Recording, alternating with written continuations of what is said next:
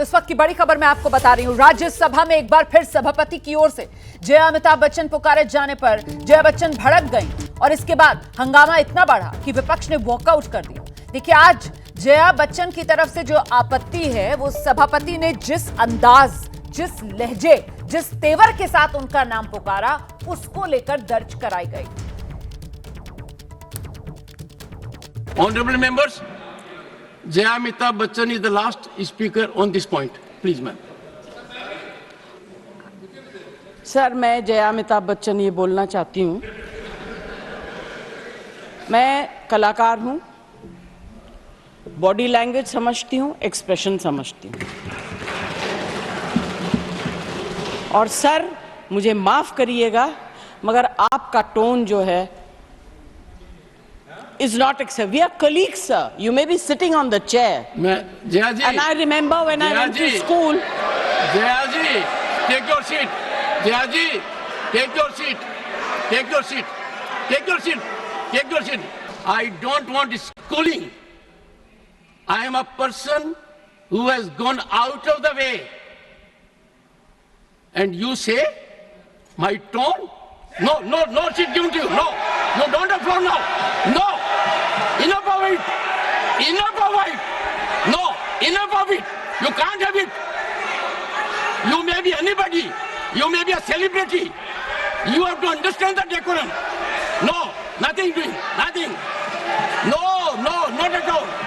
I will not bear it.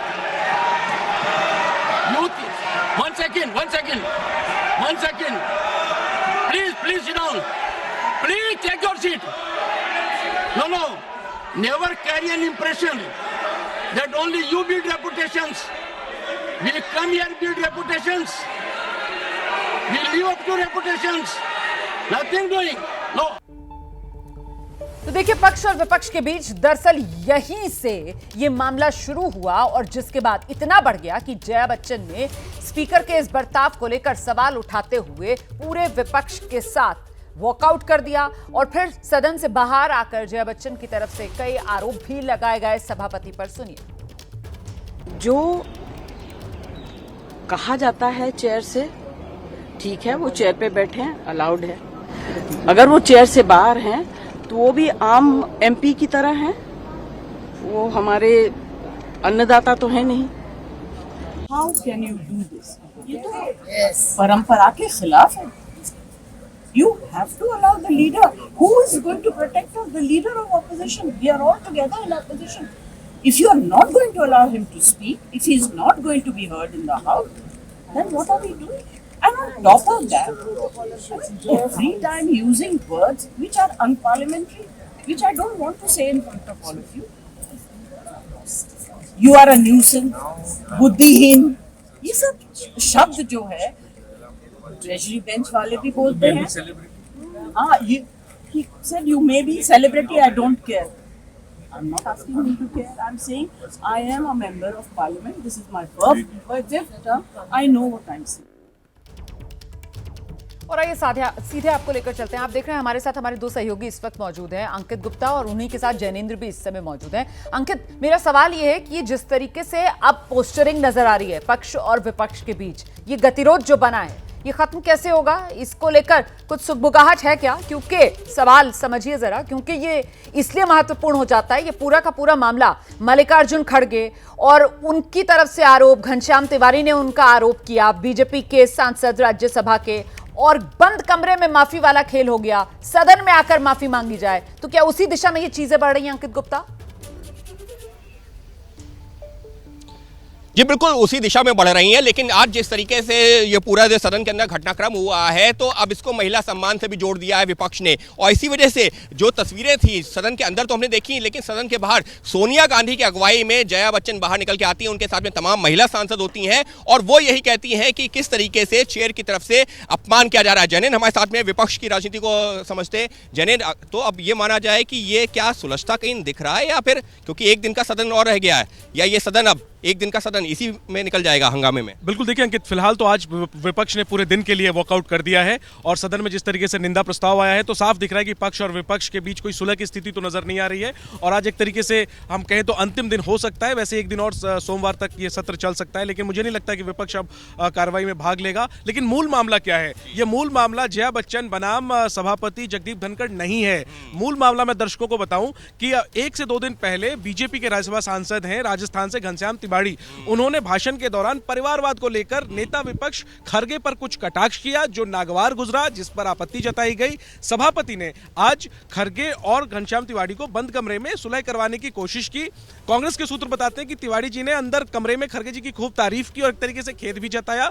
विपक्ष चाहता था कि तिवाड़ी सदन पटल पर वो बात कहें और खरगे से खेद जताएं, जिसके लिए सभापति तैयार नहीं थे। खरगे बोलना चाह रहे थे तो उनको बोलने नहीं दिया जा रहा था और इसी विवाद में जया बच्चन खड़ी हुई, उन्होंने सभापति पर सवाल उठा दिया। जया बच्चन तो एक ट्रिगर पॉइंट था, विवाद उससे पहले से शुरू हो चुका था। अंकित गुप्ता, यही वो सवाल था। अंकित गुप्ता, यही वो सवाल था जो मैंने आपसे पूछा था, जिसका विस्तार से यहां पर जैनेंद्र ने अभी जवाब दिया है। क्योंकि यहां पर जो मुद्दा है वो दरअसल राज्यसभा में लीडर ऑफ ऑपोजिशन, नेता विपक्ष मल्लिकार्जुन खड़गे से जुड़ा हुआ, और इसीलिए जया बच्चन वाला मामला जो वो खुद ही एक तरीके से उठाती हैं और पूरा का पूरा विपक्ष जो है वो वॉकआउट कर जाता है। जैनेंद्र से जरा ये पूछिए, विपक्ष की रणनीति यही है कि घनश्याम तिवारी जो है वो सदन में आकर जो बंद कमरे में माफी वाला मामला हुआ है वो सदन में माफी मांगे, यही विपक्ष की डिमांड होगी और तभी ये गतिरोध अगर खत्म होता है तो इसका रास्ता यहीं से निकल सकता है? जरा पूछिए।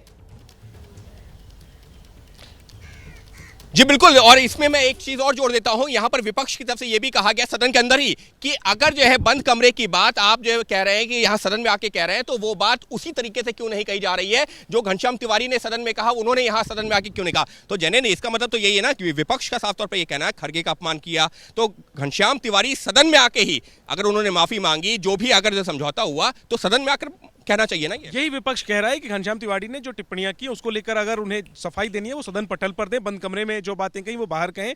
और ये मूल मामला था नेता विपक्ष खरगे के कथित अपमान का, उनको ना बोलने देने का। उसमें जया बच्चन खड़ी हुई, उसका पहले का एक बैकग्राउंड है कि वो अपने पूरे नाम को लेकर के पहले से वो नाराज रही हैं और वही एक बार फिर से तब्दील हुआ। उन्होंने सभापति पर टिप्पणी की, सभापति ने जया बच्चन पर टिप्पणी की। शुरुआत में हंसी मजाक के तौर पर लगा, लेकिन जया काफी भड़क गई और इसका नतीजा हमने देखा कि सोनिया गांधी की अगुवाई में सबने वॉकआउट किया है। बिल्कुल, मैं लौटूंगी आप दोनों के पास, रहिए मेरे साथ में, लौटूंगी आप लोगों के पास। देखिए, इस बीच में एक और बड़ी खबर आपको बता देती हूं, इसी से जुड़ी हुई। राज्यसभा में सभापति के खिलाफ विपक्ष के बर्ताव को लेकर सरकार जो है पूरी तरीके से कड़ा रुख अपनाए हुए सरकार ने ऐतराज जता दिया है। जेपी नड्डा ने विपक्ष के खिलाफ बाकायदा निंदा प्रस्ताव भी रखा है।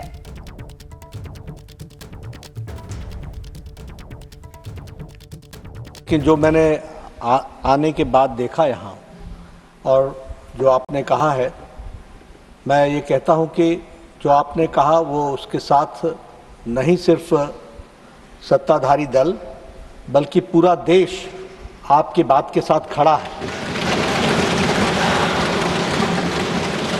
और जिस तरीके का व्यवहार उस तरफ से हुआ है वो बहुत ही अशोभनीय है और वो बहुत ही गैर जिम्मेदाराना है। मुझे बड़े स्पष्ट दिख रहा है कि वह राजनीति में धरातल पर स्तर से इतने नीचे आ गए हैं कि वह पार्टी का विरोध करते करते, व्यक्ति का विरोध करते करते अब देश का विरोध करने लगे और देश में वह विघटनकारी शक्तियां जो देश को खंडित करना चाहती हैं, विभाजित करना चाहती हैं, तकलीफ में डालना चाहती हैं, उनके साथ प्रत्यक्ष और परोक्ष में हमें जब विपक्ष की आवाज दिखती है तो मुझे यह संशय होता है कि वह राष्ट्रीय पार्टियां, वह प्रादेशिक पार्टियां, क्या उनका एजेंडा देश को कमजोर करने का बन गया है।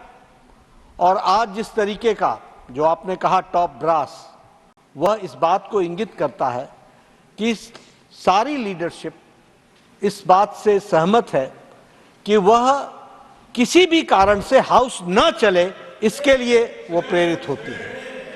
जो आज का व्यवहार है, मुझे लगता है कि उनको इसके लिए माफी मांगनी चाहिए और और सदन की मर्यादा, सदन की गरिमा, जिसके बारे में वो बार बार दोहराई देते रहे हैं यहां बैठ करके, उसको उनको आचरण में लाना चाहिए। वक्त आ गया है आचरण में लाने का।